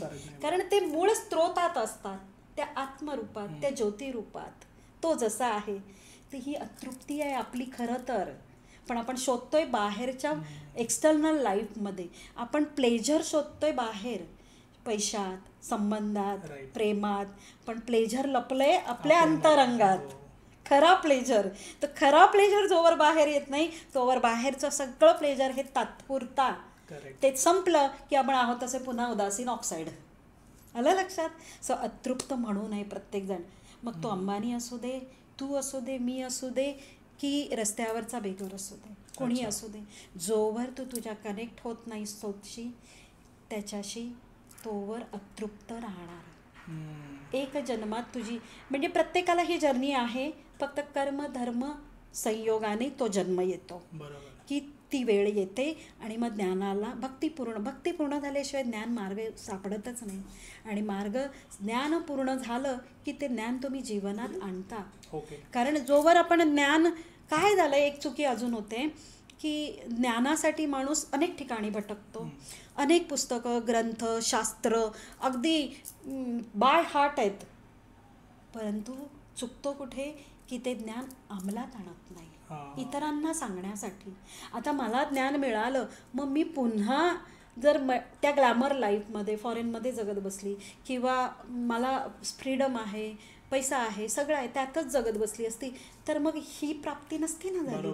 पण ज्ञान मिळाल्यानंतर प्रश्न पडले, प्रश्नांची उत्तरं मिळवली आणि मिळवल्यानंतर मी स्वतःला त्यात टॅपिंग केलं त्या ज्ञानाच्या माध्यमातून. आणि मी काय आहे हे ओळखलं, जाणलं, अनुभवलं आणि आता ते जगतीये. म्हणून मी सांगू शकते की खरा आनंद तो आहे, त्या प्लेजरमध्ये नाही आहे. बाहेरचं प्लेजर हे तात्पुरतं आहे, नात्याचं प्लेजर हे तात्पुरतं आहे, वासनांचे प्लेजर हे तात्पुरतं आहेत, ते सुख तेवढ्याच पुरतं आहे. आणि दुःखी म्हणून आहोत आपण. दुःख ही आपली संकल्पना आहे, कारण आपण जसं मनाला म्हटलंय, आपण जशा इच्छापूर्ती केल्यात तसं होत नाही म्हणून दुःख प्राप्त होत आहे. त्याच्यासाठी सुख दुःख काहीच नाही आहे, सगळं एकच आहे, समान आहे. आलं का लक्षात? सुख दुःख ही आपली व्याप नाही, कारण बाहेरच्या मटेरियल लाईफमध्ये थोडंसं मनाव्यतिरिक्त झालं, मनाच्या म्हणण्यापेक्षा थोडं वेगळ्या पद्धतीने झालं की झालो आपण दुःखी. की आपण थोडीफार देवपूजा श्रद्धा करतोय तीही विसरून जातो. खरं तर देवपूजा, ध्यान, धारणा, समाधी ह्या सगळ्या गोष्टी काय करायच्या असतात?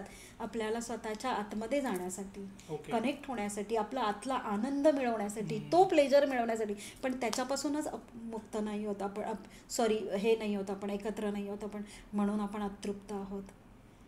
सो बाहेरचं मटेरियल लाईफ कितीही मिळवलं तरी अतृप्ती ही राहणार, जोवर तुम्ही आतलं प्लेजर, आनंद, सत चित्त आनंद, जे सत्य आहे त्याचा चित्त कायम आनंद स्वरूपात राहतो, तो सच्चित आनंद. ते स्टेज आपल्याला आणावी लागते. आजकाल आहे ना, स्त्री ऊर्जा, पुरुष ऊर्जा ह्या गोष्टींवरती बरेच गोष्टी ऐकायला मिळतात.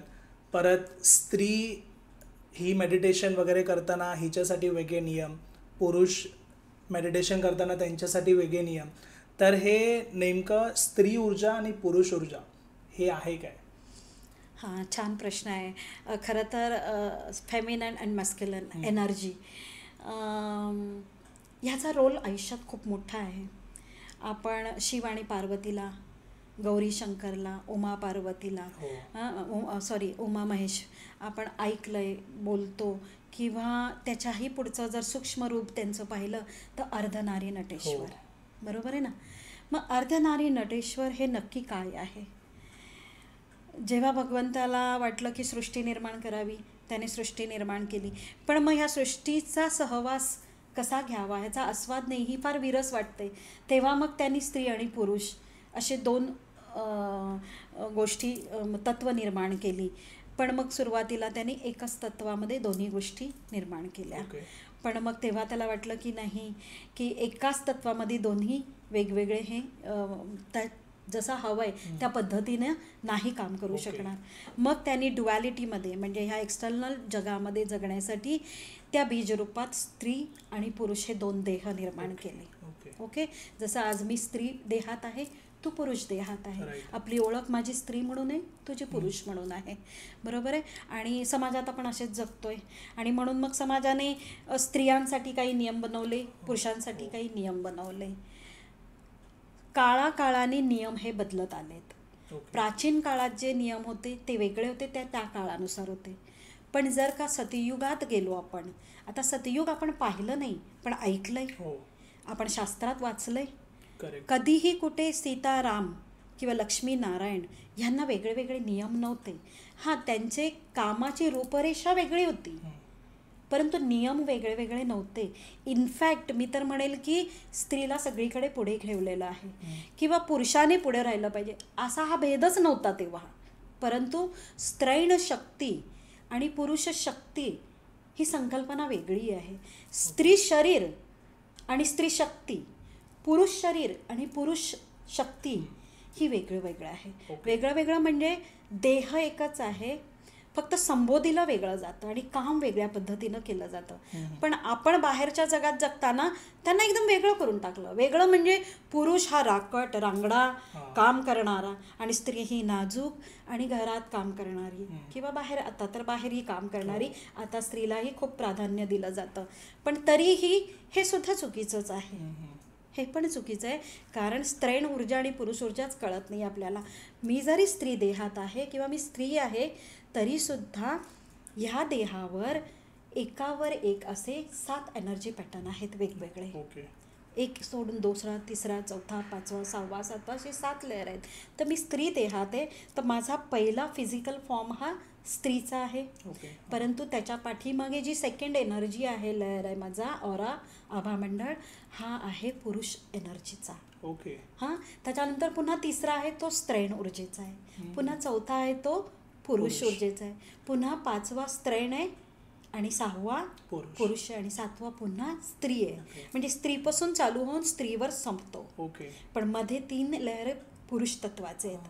तसंच पुरुषामध्ये देह तुझा पुरुषाचा आहे, परंतु तुझ्या पाठीमागे जो दुसरा ऑरा आभामंडळ आहे, चक्र, ते स्त्री एनर्जीचं आहे, स्त्रैण ऊर्जेचं. त्याच्या पाठीमागे परत पुरुष, पुन्हा स्त्रैण, पुन्हा पुरुष, पुन्हा स्त्रैण, आणि परत पुरुष, असा पुरुष अखंडित आहे. असे एका देहावर 7 पटल आहेत, एनर्जीचे चक्र आहेत, आणि त्यांनाच देहाच्या ह्या मूलाधारपासून 7 चक्रात वर्गीकरण केलेलं आहे. मूलाधार, तुझं स्वादिष्टान, असे एक एक सगळे 7ही चक्र, आणि ह्यांचा आपल्या ह्या एनर्जीशी आणि आपल्या कर्माशी आणि मनबुद्धीचा हा एक संपूर्ण असा एक जाळ आहे, किंवा एक कनेक्शन आहे, की ह्या सगळ्यांच्या माध्यमातून आपण जीवन जगत आहोत. पण आपल्याला माहीतच नाही आहे हे. कसं आहे, जेव्हा आपण ध्यानाला, साधनेला बसतो, तेव्हा आपण चक्रांवर काम करायला घेतो. मूलाधार चक्रापासून आपण सुरुवात करतो, पण मूलाधार चक्रच मुळात देवी शक्तीचं आहे. मूळ आधार, मूळाधार म्हणजे ज्याचा मूळ आधार ऊर्जा आहे, आणि ती ऊर्जा मी सांगितलं मागच्या पॉडकास्टमध्ये की ती कुठे आहे, आपल्या गुदद्वाराच्या आणि याच्या मागे, आपल्या मेरुदंडाच्या स्पायनल कॉर्डच्या अगदी खाली. ऊर्जेचा एक स्रोत आहे, कुंड आहे असं. ऊर्जेचा म्हणजे एनर्जी, ती ऊर्जा जी डिवाईन आहे, दिव्य शक्ती आहे. असं शारीरिक असा काही कुंड नाही आहे जो स्किनचा, त्वचेचा, मेदाचा बनलेला आहे, नाही. तो प्रकाशाचा एक कुंड आहे, ज्योत आहे. ओके. आणि त्याचा आकार हा शिवलिंगाप्रमाणे आहे आणि त्याला वेटोळं घालून ही ऊर्जा बसलेली आहे. 3.5 फेरे. त्याला शिवलिंगावर नागाचं प्रतीक दाखवलं जातं. जेव्हा आपण साधनेला बसतो त्यावेळेला आत्ता त्या नागाचं, त्या एनर्जीचं, नाग हा सिम्बॉलिक आहे, पण त्या एनर्जीचं मुख जे आहे ते अधोमुखी आहे, म्हणजे ती खालच्या दिशेला तिचं मुख आहे, ज्याच्यामुळे आपण, हीच एक फंडामेंटल एनर्जी आहे, फंडामेंटल बेसिक एनर्जी आहे, जिच्यामुळे आपले सर्व ॲम्बिशन्स, आपल्या सर्व कामवासना आपण पूर्ण करत आहोत सगळ्या पद्धतीच्या. तिचा वापर आजही आपण करत आहोत आणि ती कुठे झोपलेली नाही आहे, ती आजही जागी आहे. ती जागी आहे म्हणून तर देह चालू आहे, ती जागी आहे म्हणून मनबुद्धी चालू आहे, ती जागी आहे म्हणून मी जिवंत आहे, है ना. फक्त ती एवढीच जागी आहे जेवढी मला गरज आहे. ओके. जशी ती आली देहात आणि मला जन्म दिला तेव्हा ती जशी पूर्ण शक्तिशाली होती तशी आज नाही आहे. तिला मी बायफर करून टाकलं. मग तिला मी बायफर माझ्या वागणुकीने केलं, माझ्या गुणांनी केलं, अवगुणांनी केलं, मनबुद्धी अहंकारांनी केलं. हे पार्ट रोल करता, हे ह्या पार्टने आपण रोल करत असतो. आणि स्त्री ऊर्जा जी आहे आणि पुरुष ऊर्जा जी आहे ती दोन्ही मिळून ती तिथे एकत्रित आहे. ओके. त्याचं सिम्बॉल शिवलिंग दाखवलेलं आहे.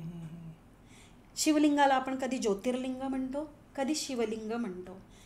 जेव्हा शिवलिंग म्हणतो तेव्हा तो काळ्या दगडामध्ये दाखवलेला आहे, कारण तो बाह्य एक्सटर्नल वर्ल्डशी संबंधित आहे, आपल्या सांसारिक लाईफशी, म्हणून पूजनामध्ये त्याला आणला. आणि ज्योतिर्लिंग जेव्हा म्हणतो तो इंटरनल जगताशी आपल्या संबंधित आहे, तेव्हा तो प्रकाशित ज्योती दाखवतात. मग त्याचं सिंगल आपण देवाला लावणारी ज्योत किंवा ज्योती स्वरूपात त्याला म्हटलेलं आहे. ज्योतिर्लिंग, जी स्वयंभूषित ज्योतिर्लिंग आहेत त्यांना आपण ज्योतिर्लिंगच म्हणतो, शिवलिंग नाही म्हणत. जी साधनेने, उपासनेने, समजा आता मी नर्मदा परिक्रमा 2 वेळा केली आहे. नर्मदेच्या माईच्या सगळ्या काठांवर शिवलिंगांची स्थापना आहे आणि तिथे साधकांनी राहून, दत्तात्रय संप्रदायातली कितीतरी आश्रम आहेत आणि मी प्रत्येक आश्रमात गेली आणि तिथे सगळीकडे शिव, कारण ती साधनेनं स्वतःला मिळवलेली ऊर्जा आहे, म्हणून ती शिवलिंगाला स्थापित करून त्याला माध्यम बनवून साधना केलेली आहे, म्हणून त्यांची स्थापना केलेली आहे. त्याचा अर्थ हा आहे. आणि आतल्या ऊर्जेला जेव्हा आपल्याला करायचं तेव्हा तिला ज्योती स्वरूपात पाहावं लागतं. ओके. तर तशी ती आहे. तर ती मग ज्योती स्वरूपात असली तरी ती एकटी नाही आहे, तिच्यामध्ये स्त्री आणि पुरुष दोन्ही गुण आहेत. ओके. आणि दोन्ही पद्धतीने ती काम करत आहे. तो स्टॅटिक आहे बीज रूपात शिव, पण स्त्री आहे ती गती रूपात आहे. संपूर्ण ब्रह्मांडाचं संचालन करण्याची जबाबदारी तिच्यावर आहे. तर संपूर्ण ब्रह्मांड ही तीच आहे. आणि जो प्रकाशाचा पूर्ण झोत आहे, जो आहे आणि जिथून सर्व चराचरात जात आहे तो आहे शिव. ओके. आलं लक्षात. आता ह्या दोघांचं कनेक्शन एकत्रित दाखवलंय संसारात पण आणि आतमधल्या इंटरनल डिवाइन कनेक्शनशी पण, आणि तो काम पण करत आहे तुझ्या माझ्या माध्यमातून. पण आपण ही संकल्पना केलेली आहे की मी स्त्री आहे तर मी देहाने कोमल आहे, स्वभावाने कोमल आहे, वागण्याने कोमल आहे. पण खरंच स्त्री वागण्याने कोमल आहे का? नाही आहे. पुरुषाला आपण दाखवलं की तो कडक आहे, स्ट्रॉंग आहे. इव्हन त्याच्या घरात एखादं माणूस गेलं तरी त्याला रडण्याचाही अधिकार, म्हणून त्याला आपण म्हणतो काय बायकांसारखा रडतो. एखादी घटना घड्यात घडली आणि त्याला वाईट वाटलं आणि तो असा बसलो, अरे मर्दासारखा मर्द आहेस, गडी आहेस तू, असा काय बसतो. त्याला लगेच अवहेलना केली जाते त्याची. ही फार मोठी चुकी आहे. कारण आपल्याला माहिती नाही, मी जरी स्त्री असली तरी मी देहाने नाजूक आहे, माझी शरीरयष्टी नाजूक आहे, पण शक्तीने मी मजबूत आहे. अशा एखाद्या प्रसंगासमयी जिथे 10 पुरुष कमी पडतील तिथे मी उभी राहून तो प्रसंग हँडल करू शकतो. एवढी ताकद आहे या स्त्रीण ऊर्जेत. ह्या देहात आहे का? देहात नाही आहे, आतल्या ऊर्जेत आहे, स्त्रैण ऊर्जेत. आणि पुरुष काय आहे, आपल्याला तो पुरुष आहे त्याने मनभर गोणी उचलली पाहिजे. तो गोणी उचलू शकतो कारण त्याचा देह मजबूत आहे. माझा देह नाजूक आहे पण पुरुषाचा देह मजबूत आहे. तो मनभराची गोण उचलतो. परंतु जेव्हा जीवनात अडीअडचणी येतात, इमोशनली होतात, तेव्हा तो अक्षरशः कोमेजून जातो. त्याला समजून घेतलं नाही जात किंवा त्याचा मनातले विचार, त्याचा गुंतागुंत कोणी समजून घेत नाही. त्याला म्हटलं जातं अरे तू पुरुष आहेस, तू असा काय बायकांसारखा रडत बसतो. तेव्हा तो आतून खचून जातो. त्याला कळत नाही अरे मला पण काहीतरी होतं आहे, मलाही बोलायचं आहे, मलाही व्यक्त व्हायचं आहे, पण मला समजून घेत नाही. मी पुरुष असलो तरी मी दगड नाही आहे. कारण त्याच्या आतमध्ये सेकंड लेअर काय आहे, स्त्रैण ऊर्जेचा आहे. तो संचालित आहे स्त्री ऊर्जेनी आणि स्त्री संचालित आहे पुरुष ऊर्जेनी. म्हणून पुरुषपेक्षा स्त्री ॲक्टिव्ह आहे खूप. घरात बाहेर पण करते, घरात पण करते. पण पुरुष घरात करतो किंवा त्याला जेवढं करायचं आहे ते केल्यावर तो शांत होतो. बरोबर. लक्षात येतो का? हा खेळ आहे ऊर्जेचा. आपल्या देहाच्या पाठीमागे जे लहर आहेत एक एक एक एक, मग एक लहर मानसिक आहे, एक शारीरिक आहे. ती एक खाण आहे जशी शक्तीची, आलं का? ती शक्तिरूपी आहे. परंतु आपला आणि तिचा अजून असा हे नाही झाला ना, त्यामुळे ती आपल्याला ओळखता येत नाही आहे. पण माझ्यामध्ये सगळं काही आहे. एका स्त्रीमध्ये ती संपूर्ण आहे, एका पुरुषामध्ये तो संपूर्ण आहे. पण आपलं जीवनच सगळं बाहेरच्या गोष्टींवर अवलंबून आहे. म्हणून मला प्रेमाची गरज दुसऱ्याकडून मिळते, मला रिस्पेक्टची गरज दुसऱ्याकडून. मला जोपर्यंत मी स्वतःवर प्रेम करत नाही, माझ्या ऊर्जेला समजत नाही आहे, तोपर्यंत मी पूर्ण होऊ शकत नाही. तोपर्यंत मी इकडे तिकडे मागतच राहणार. मी दाता नाही बनणार, मी मागत राहणार. देवता दाता होती, सगळं काही देत होते. प्रेम देत होते, करुणा देत होते, सर्व विश्व देत होते, ऐश्वर्य देत होते, दाता होते. कारण ते संपूर्ण होते. आपल्याला संपूर्ण व्हायची ही तयारीच आपल्याला संपूर्ण व्हायची आहे. पशु ते मनुष्य आणि मनुष्य ते परमात्मा, ही जर्नी आहे आपली. आता पशु म्हणजे आपण काही जनावरं नाही आहोत. पशु म्हणजे पाश, बंधनं. आपल्या जीवनाला, आपल्या मनाला, आपल्या बुद्धीला, आपल्या विचारांना अनेक बंधनाने बांधून ठेवलंय आपण. आणि ही बंधनं जोपर्यंत आपण बघायला शिकत नाही तोपर्यंत ती तोडायला समजणार नाही. जोवर तोडायची ताकद नाही आहे तोपर्यंत आपण मनुष्यापर्यंतची सुद्धा मजल मारणार नाही. जेव्हा आपण ज्ञानाच्या माध्यमातून ही बंधनं काय आहेत जी आपल्या जीवनाला लागलेली आहेत, जे आपल्या मनाला विळखा घातलेलं आहे, बुद्धीला विळखा घातला आहे, आपल्या अहंकाराला विळखा घातला आहे, हे जोवर बघत नाही, ही बघायला लागल्यावरच आपल्याला कळतं खरंच आपण कुठे अटकलोय. की मग आपली सुरुवात होते, हळूहळू मध्यावर येतो. म्हणजे मनुष्य दक्षिण म्हणजे ही दक्षिण दिशा खालच्या दिशेला आहोत आपण. पाश जीवनात, बंधनांच्या जीवनात. आणि मध्यावर आल्यावर आपण मनुष्य. पण मध्यावर येईपर्यंत आपल्याला हे सर्व ज्ञानाच्या ध्यानाच्या माध्यमाने हे सगळे अडथळे आहेत हे बघावे लागतात, हे कळतात आपल्याला. म्हणून ध्यानाला लागल्यावर गुरुची गरज असते. मी म्हटलं की हे ज्ञान पाहिजे. या ज्ञानाशिवाय मी कुठे अडकलोय, कुठल्या बंधनांच्यात आहे कळत नाही. आज मनुष्य बंधनात आहे, त्याला कळतंय का? नाही कळत आहे. प्रत्येक व्यक्ती बंधनात आहे, पण त्याला हे माहीत नाही. आणि थोडंफार माहिती असलं, कोणी दाखवून दिलं, जाणवून दिलं, तर ॲक्सेप्ट नाही आहे, स्वीकार भूमिका नाही आहे आपल्यात. तो त्या बंधनातून मुक्त झाल्यावर मनुष्यापर्यंत येतो आपण. आणि मग मनुष्याजवळ आल्यावर तिथून ज्ञानाच्या भूमिकेला सुरुवात होते की ज्ञान जीवनात उतरायला लागतं. की मग परमात्मा प्राप्तीकडे आपला पुढचा प्रवास आध्यात्मिक सुरू होतो. मग आध्यात्मिक प्रवास ज्याला सुरू करायचा आहे त्याने पर्यंत मनुष्यपर्यंत यायला पाहिजे. लक्षात आलं? मग तिथे ही स्त्रैण ऊर्जा आणि पुरुष ऊर्जा काम करते.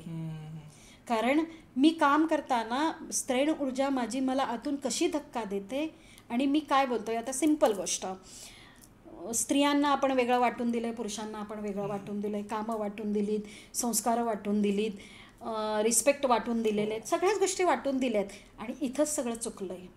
इथंच सगळं, जर तू संपूर्ण आहे, मी संपूर्ण आहे, तर सगळं जग संपूर्ण आहे.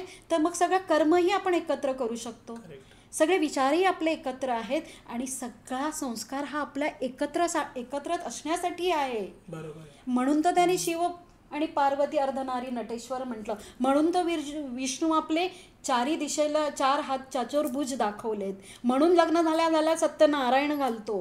पण सत्यनारायणाचा अर्थ काय आहे हे कुठे माहिती आहे? आपण म्हणतो लक्ष्मी नारायणचा जोडा, पण वागवताना सेपरेट वागवतो. एक कुठे बघतो? एक नाही ना बघत, वेगळं वेगळं वागवतो. पुरुषाला वेगळी, स्त्रीला वेगळी. पण ती स्त्री ज्याला ज्ञान झालंय, तो पुरुष ज्याला ज्ञान आहे, त्याला माहिती आहे मला बाहेरच्या समाजाने, घरातल्या लोकांनी अज्ञानाने जरी असं वागवलं तरी मी माझ्यात संपूर्ण आहे, हे ज्ञान मला प्राप्त झालंय.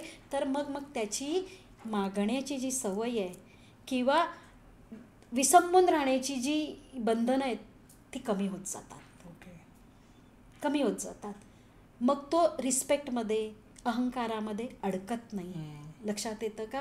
अडकतो केव्हापर्यंत? जोपर्यंत ज्ञान नाही. मला कळालं की जो मी आहे तोच ती आहे, तर मग मी तिला आणि मला वेगळा भेद समजेल का? नाही समजणार ना. तर हा प्रश्न आहे. बरं, स्त्रैण ऊर्जा काय होते की 7 चक्रांवर 7 वेगवेगळ्या प्रकारचं बंधनं आहेत. जसं चक्रांवर तुम्ही ध्यान लावायला लागता, तुमची जी ऊर्जा आहे ती ऊर्ध्वगामी होते. तसं तसं एक एक चक्र शुद्धीकरण होत जातं. मग चक्रांचं शुद्धीकरण म्हणजे काय?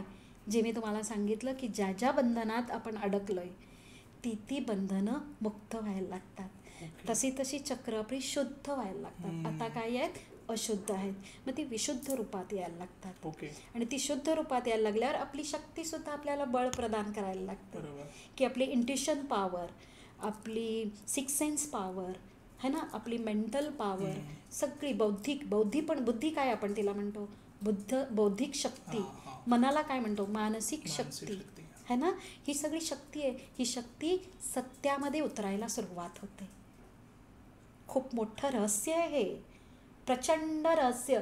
आणि मग तुला सांगते, जगातल्या कुठल्याच बाहेरच्या गोष्टीची गरज पडत नाही. फक्त जगात आपल्याला काय दाखवायचं आहे, प्रेझेंट करायचं आहे, मिळवायचं आहे, ह्यासाठी आपण ह्या सगळ्या शक्तीचा वापर करतो. पण आपल्याला समजून घेतलं पाहिजे की स्त्रैण आणि ऊर्जा काय आहे. मग ह्याची सुरुवात घरातपासून केली पाहिजे. पहिली ज्ञानात. ज्ञान समजलं, मग ते तुम्ही अंमलात आणा. समजणं वेगळं आणि समजल्यावर जीवनात उतरवणं वेगळं. बरोबर आहे.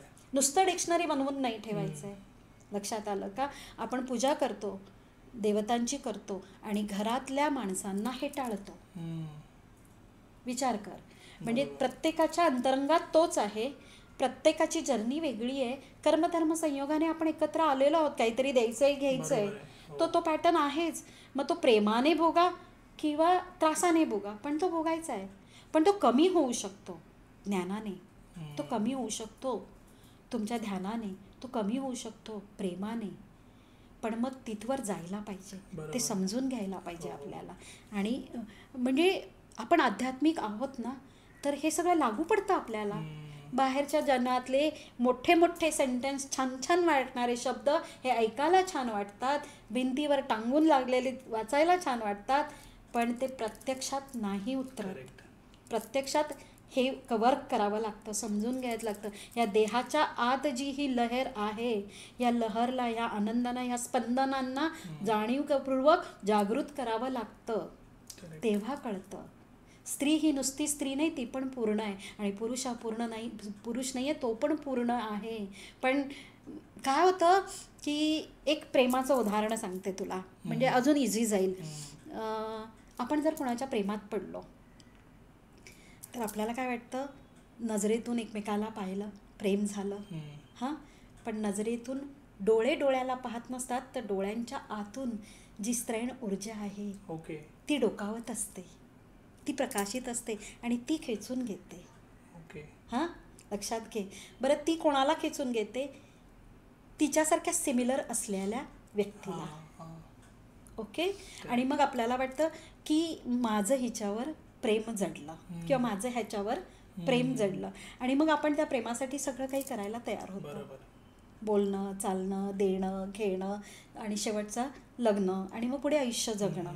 हां, नाही तर मग ब्रेकअप झाल्यावर माणूस पूर्णच ह्याच्यात जातो, कारण त्याचं प्रेमच त्याच्यासाठी गेलं. ब्रेकअप होणाऱ्यांसाठी तर सर्वात महत्त्वाची गोष्ट आहे, कारण ज्याला प्रेम मिळालं आहे त्याला निदान काही ना काहीतरी मिळालं आहे.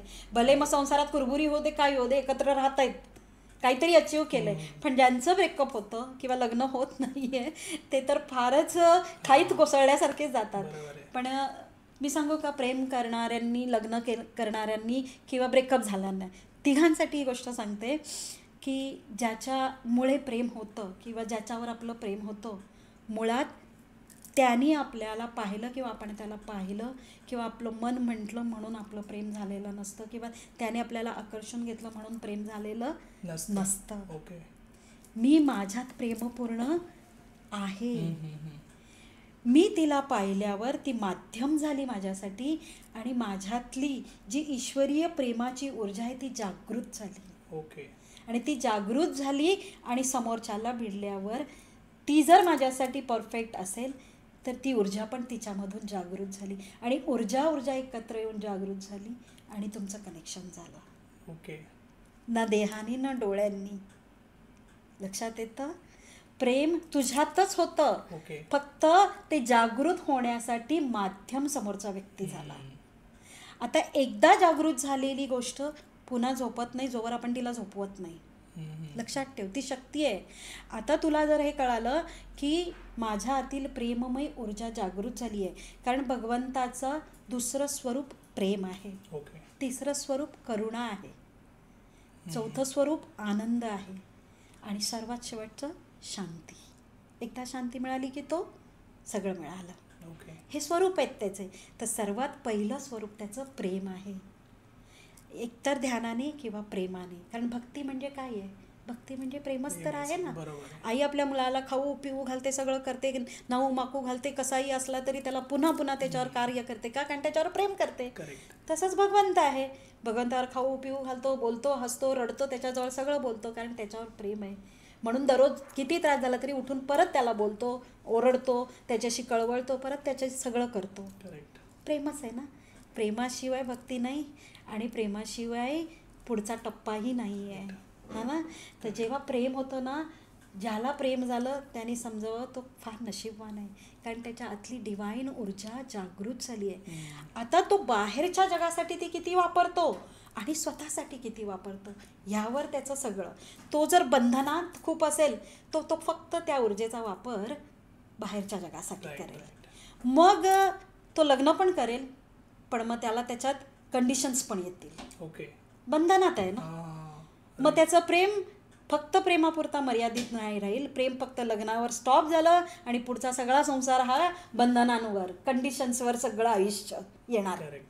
मग प्रेम होऊन पण, प्रेम जागृत होऊन पण ते वितंड वाद, तुझं माझं, घेणं देणं, कमी जास्त ह्याच्यामध्ये संसारामध्ये वापरलं आपण. मग जेव्हा प्रेम माझ्यात उत्पन्न झालं तर ही डिवाईन एनर्जी माझी जागृत झाली, जे परमेश्वराचं दुसरं रूप आहे, है ना. म्हणजे परमेश्वराचंच रूप आहे ते. आता हे जर मी ज्ञानी आहे आणि मला लवकरात कळालं, जसं आता तुझ्या वयाला कळालं की आता त्याचा वापर तू आत्तापर्यंत जर बंधनात करत असेल तर आता थोडासा सजग होऊन, अवेअर होऊन करायला सुरुवात करशील. निदान सुरुवात तर करशील, हळूहळू ते समजायला लागेल, तर तुझं आयुष्य वेगळ्या पद्धतीने होईल. पण जर त्याचा वापर मी फक्त बंधनांपुरता, एक्सटर्नल लाईफसाठी केलं तर मग जे बाहेरचं जग आहे तसंच जग आहे, नॉर्मल. फार एकतंच एवढंच की प्रेम कधी उत्तर ह्याला जातं तर कधी ती लाट खाली, एवढाच फरक लक्षात येतं. हां, मी लव्ह मॅरेज केलं तर मी त्याचा वापर माझ्या आयुष्यासाठी केला. हे प्रेमच जर आहे जे इथवर मला घेऊन आलं.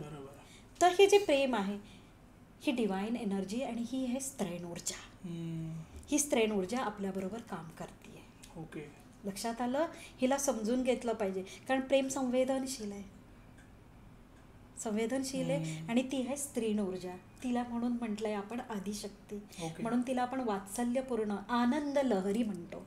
देवीचं कुठलंही पुस्तक बघ, आनंद लहरी पण एक पुस्तक आहे, कारण ती आहेच तशी ना, प्रेमपूर्ण, है ना. अशी ही आपल्या शरीरात काम करते.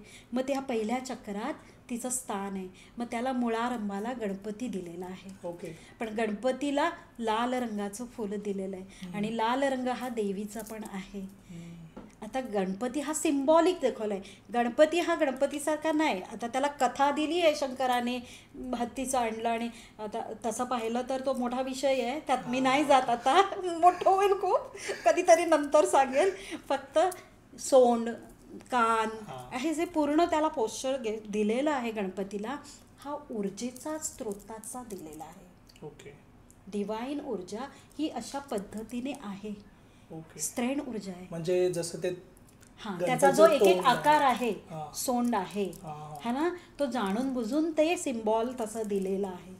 ते आपल्या ऊर्जेत, आपल्या मुलाधारात असलेली ती ऊर्जा तशा पद्धतीने आहे आणि त्या पद्धतीनं ती काम करत आहे. मग त्याचा गणपतीला जर डिस्क्राईब केलं तर एक मोठा एपिसोड होईल. ओके, करू आपण त्यावर बोलूया. कारण हे मी असं फर्स्ट टाइम ऐकलं की तसे डिस्क्राईब केलेल्या गोष्टी आहेत. ओके. असं जे काही आपल्याला बाहेरच्या दुनियेत दिलेलं आहे पूर्वीपासून, संस्कारात, शास्त्रात, मंदिरांच्यात, आपल्या कथांमध्ये, हे सगळं सिम्बॉलिक आहे. ह्याचं फार गूढ रहस्य आहे. ह्या गूढ रहस्याला तेव्हाच जाऊ शकता तुम्ही जेव्हा तुम्ही स्वतः साधक बनून स्वतः अनुभूती घेता. कारण माझं ज्ञान हे माझं आहे, पुस्तकांचं ज्ञान हे डिक्शनरी आहे, लायब्ररी आहे. ते तुझ्यासाठी ज्ञान तेव्हा होईल जेव्हा तू त्या ज्ञानाला आचरणात आणशील आणि त्या ज्ञानाच्या माध्यमातून अनुभव घेशील. आणि ती अनुभूती हे तुझं ज्ञान होईल. तोवर तो ज्ञानी नाही. ज्ञानीचा खरा अर्थ तो आहे. पुस्तकं वाचून, श्लोक म्हणून, गीतेच्या गीता पाठ करून, ज्ञानेश्वरीची पारायणे पाठ करून काही होत नाही. ज्ञानी कोण? ज्ञानीची व्याख्याच वेगळी आहे बाळा. मग ही स्त्रीण ऊर्जा अशा प्रत्येक गोष्टी. मग आपल्या ह्या मूलाधार चक्रावर अनेक बंधनं आहेत. काम, क्रोध, लोभ, मोह ही बंधनं त्या चक्रावर आहे. ती ऊर्जा जागृत झाल्यावर पहिलं चक्र ते आहे की आपलं काम वासनांवर काम करायला सुरुवात होते. म्हणून मग म्हटलंय की आपल्या शास्त्रात म्हटलंय की मुलं झाली, संतान प्राप्ती झाली की पत्नीलाही पतीने आई म्हणावं. ओके. असा नियम आहे. ओके. बघ त्याच्या पाठीमागे काय शास्त्र आहे, त्याच्या पाठीमागे रहस्य काय हे माहीत नाही आपल्याला. त्यांनी सांगितलंय शास्त्रात, परंतु त्याच्या पाठीमागे रहस्य नाही माहिती.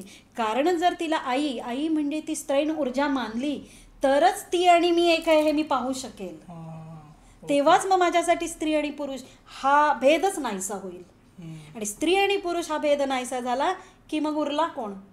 तो एकमेव सोर्स. मग तूही तोच आहे आणि मीही तोच आहे. मग तुलाही त्यालाच गाठायचं आणि मलाही त्यालाच गाठायचं. मग दोघं मिळून गाठू. मग त्याच्या अनेक टेक्निक्स आहेत. ओके.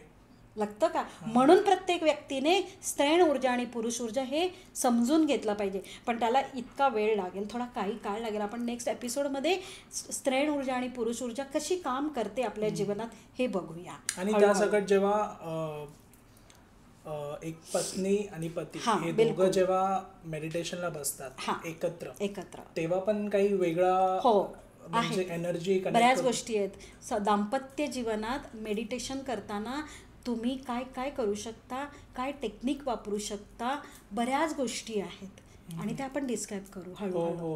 बऱ्याच गोष्टी आहेत. काही गोष्टी बोलल्याच जात नाही आहेत. कारण आपल्याकडे ना जसं स्त्री आणि पुरुषाला वेगळं केलेलं आहे, भिन्न केलेलं आहे, तसं आपल्या शरीराला पण भिन्न केलेलं आहे. स्त्री शरीराला वेगळं, पुरुष स्त्रीला वेगळं. त्याच्यानंतर स्त्रीच्या अंगांना पण आपण भेद केलेला आहे. खालचा अंग वेगळा, त्याला एकदम आपण निम्न भाव दिलेला आहे. वरचं अंग वेगळं, त्याच्याकडे बघण्याची विकृतीच वेगळी आहे. पुरुषाच्या खालच्या अंगाला आपण वेगळ्या दृष्टीने पाहिलेलं आहे, वरच्या अंगाला वेगळ्या प्राऊडनी पाहिलेलं आहे. आपण आपल्या शरीरांना पण विभाजित केलं आहे आणि आपण एकत्र व्हायला बघतोय आणि आपण एकतत्वात लीन व्हायला बघतोय आणि आपण एकतत्वाला साधायला बघतोय.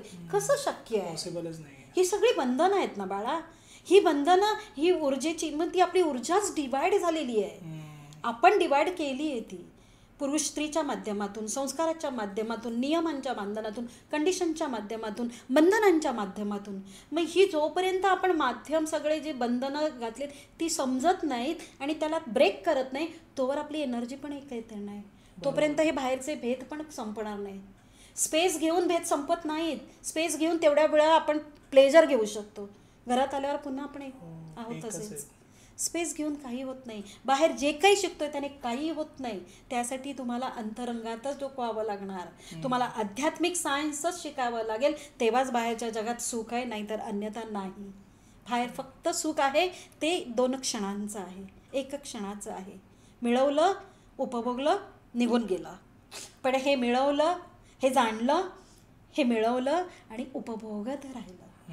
आणि हे उपभोगत राहिल्यावर बाहेर गदामजुरी नाही, सहज मार्ग खुलतात. सहज. आणि हे आपण पाहूया हळूहळू.